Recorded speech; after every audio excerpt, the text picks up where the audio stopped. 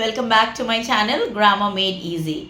இந்த செஷன்ல நம்ம much, many இதில் என்ன டிஃப்ரென்ஸ் அப்படின்றத பார்த்துடலாம்.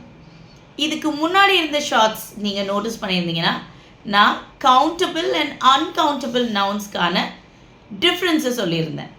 இப்போது இதில் நம்ம எதெல்லாம் எண்ணக்கூடியதோ அதை how many அப்படின்னு கேட்கலாம். அதாவது கவுண்டபிளாக இருந்தால், for example how many pens do you have, ஏன்னா அதை நம்மளால் கவுண்ட் பண்ண முடியும்.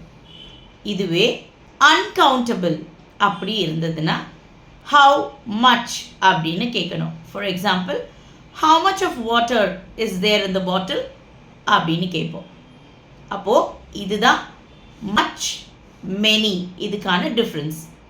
இப்போது ரெண்டு கேள்வி கேட்குறேன், அதில் எது கரெக்டான கேள்வி அப்படின்றத காமெண்ட் செக்ஷனில் நீங்கள் ஆன்சராக ட்ராப் பண்ணுங்கள். How many marks will you score in English? How much mark will you score in English? இந்த ரெண்டில் எது கரெக்ட் அப்படின்றத காமெண்ட் செக்ஷனில் மறக்காமல் ட்ராப் பண்ணுங்கள். தேங்க்யூ.